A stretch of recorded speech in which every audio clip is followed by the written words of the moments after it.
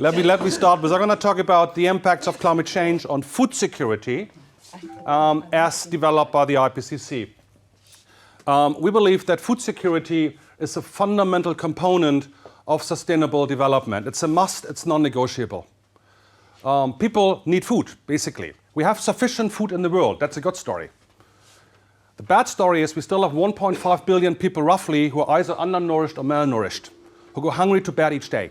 And the same people who suffer from malnutrition are the same folks who might be impacted by climate change most, who also have no access to energy, who also have no access to clean water, who also have no access to medicals, education, and have particularly high population growth rates because it belongs to the poorest of the poor.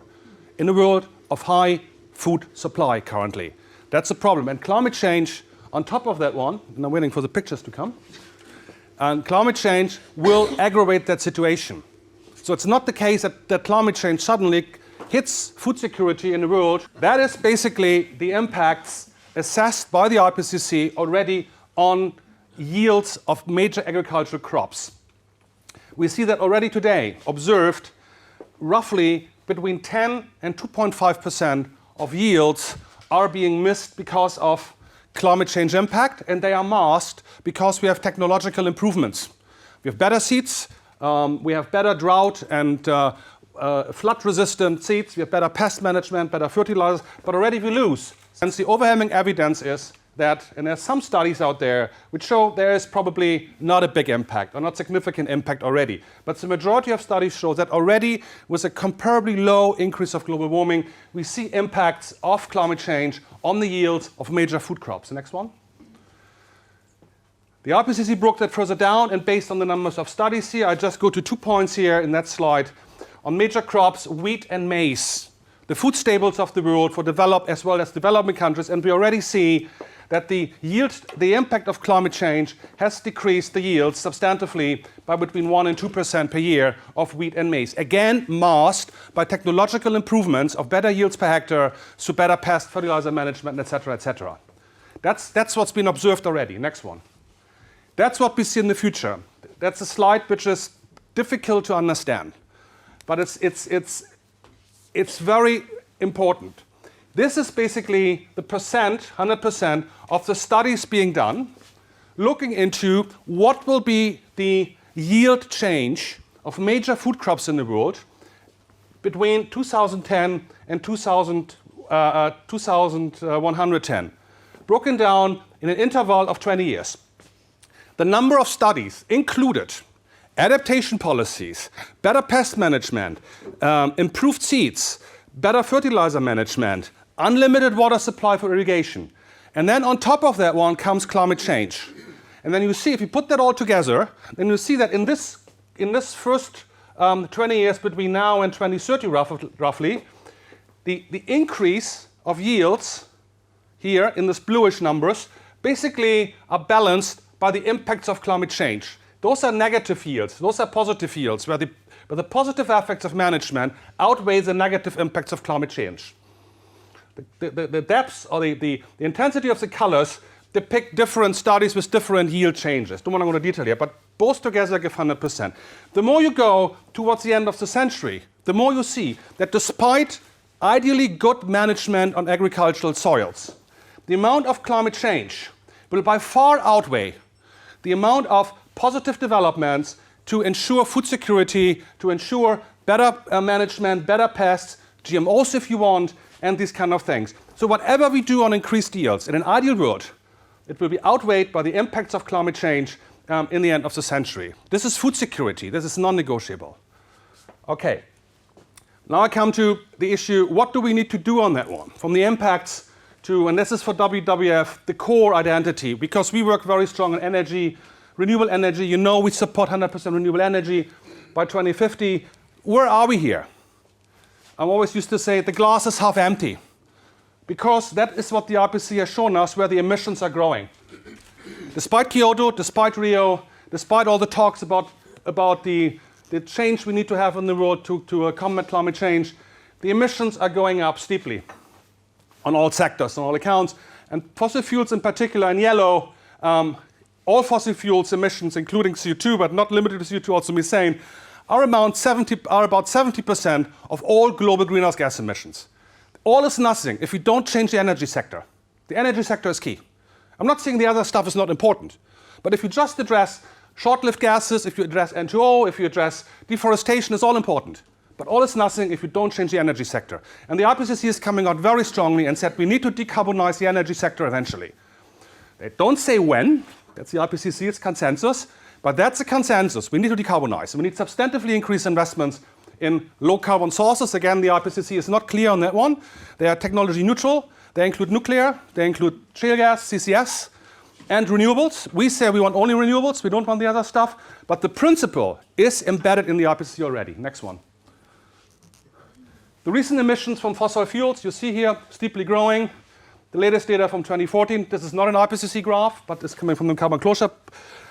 Undisturbed increase of fossil fuels, 2.5% basically in this year already, atmospheric CO2, mainly from burning fossil fuels. The glass is half empty. Next one. The glass is also half full. That's not from the IPCC, it's from RAN 21, a network we work closely with on renewables. We saw substantive increase on renewables in the last years. Still being slow, but growing quite fastly. Wind is already 3% of all electricity, not the least thanks to Denmark. Renewables, solar PV, geothermal, in the amount of 1%. Absolutely seen slow compared to the huge amount of fossil fuels and also hydropower, conventional renewables.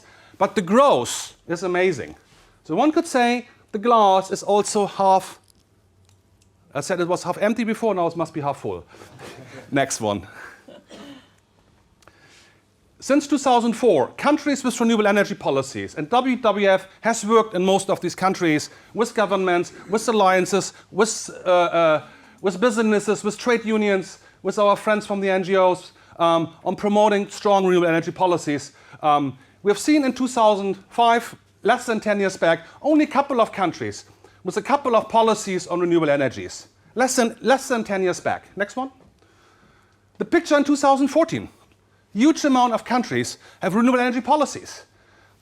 Reddish, the number of policies, 9 to 13 in North America, yes, also in the US, but also in China, in India, in parts of Europe, and increasingly renewable energy policies in developing countries, in Africa, in Latin America, in Asia. In Russia, it's not much, but nevertheless, even in Canada and Australia. So that is a movement which is going, and that makes sense. Independent of the climate change disaster we see with increased CO2 emissions, unfortunately. But at some point in time, those policies, if they gain ground and grow, they will reduce emissions substantively in the future. Next one. Investments of renewables have gone up substantively from about 40 billion up to roughly 250 billion in 2013, and increasingly again in developing countries. Developing countries in blue increase their share of investments and are almost equal with investments in developed countries whose share of investments went down because of substantive investment insecurity, mainly in Europe and in the US. But developing countries are growing substantively their investments. The fact that the investments in last years went down is not only a bad sign. It reflects both on the decrease of investments in the OECD, yellow, but it also reflects on the huge decrease of costs of manufacturing renewables such as solar and wind. So you need to invest much less to get the same amount of solar and wind. Next one. Here you see it. Investment needs for wind and solar. Cost decline of 80% in the last couple of years, both for wind and for solar. That's a good thing. Although the investments went down, the amount of wind and solar went up. That's a good message. Next one. Jobs. And that's why developing countries, but also other countries, invest in renewables. The amount of jobs being created is very important for economies with high unemployment, with youth unemployment in particular. Every job in renewables, or every unit of energy in renewables provides about 3 times more jobs than the same unit of oil and gas. And that's the reason why developing countries also invest in renewables. Next one. Leo mentioned it, the nexus between water and energy. That's an example from shale gas and from Mexico. WRI has done a fantastic exercise and overlaid the world map in individual countries with water scarcity and water resources, and then with the amount of the shale gas and shale oil reserves in each country. I give this example from Mexico because we work very much in Mexico with the government, with others on renewable targets. And Mexico has new renewable targets which are good. They do not have shale gas targets, although they have lots of shale gas. The reason Mexico is because the shale gas reserves are overlapping with areas in red which are very water scarce, threatening food security, threatening biodiversity conservation, threatening irrigation needs for agricultural crops. That's the reason why the Mexican government is timid on shale gas. Although they like it economically, they know the shortcomings with water. So there's a strong water energy nexus. Next one. This is from the IPCC, from the general report. That's are the emissions in terms of, funny unit, is carbon, it's not CO2. Huh? Those are the cumulative emissions. Forget this one, look at this one. This is how the emissions are going between now and 2010. And those are the scenarios, the options we are having. High carbon, medium carbon, lower carbon, low carbon, below 2 degrees. That's the below 2 degree scenario. All the scenarios. On average, as Gitte has said in the beginning, the world has to decarbonize all its emissions, not just the energy sector, basically becoming zero by sometime in the second half of the century.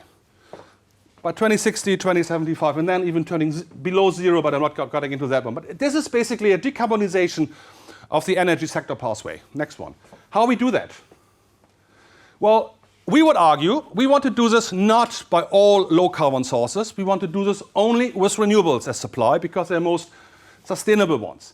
Those are scenarios and energy efficiency. Those are scenarios by Bloomberg New Energy Finance. They basically said, and I look at 2030 only, not at 2050. This is 15 years from now. That's not very, very far. They basically said different scenarios tell us that renewables in the barrier busting scenario should and can triple between now and 2030 to give us the pathway towards low carbon, below 2 degree scenario. That's where we are currently with business as usual. That's the new normal, what they call a market-based scenarios, and that would be the policy scenarios. I also put in the scenarios from the IEA. I overlaid that one. They come to similar investments also for energy efficiency. Must go up. But this is basically a renewable-based scenario to come there. Now, the IPCC has looked into those issues as well, and the IPCC, as I said before, is more technology neutral, to be fair. They look in not so much on the renewables. Their big thing is energy efficiency. They said in order to come, again, 2030, to go to a low carbon scenario, we need to basically double, triple our investments in energy efficiency substantively. They're not so strong on renewables, that's fine. But the most important thing with the IPCC is here, and that's very important politically. They said also, by 2030, we need to reduce, those are negative numbers, negative investments, we need to reduce our investments in extraction of fossil fuels by about 50% globally. This is developed countries, blue, yellow is developing countries, and light blue is a summary of both. It's not only investing in the good stuff, what makes the world a better place. It's also stopping the bad stuff. Let's divest from fossil fuels as soon as possible. Otherwise, we have what we see currently, a growth in investments in renewables and a parallel growth in investments in fossil fuels. And that's a problem. The one has to go and the other one has to go down. Next one, I think I'm done. Thank you.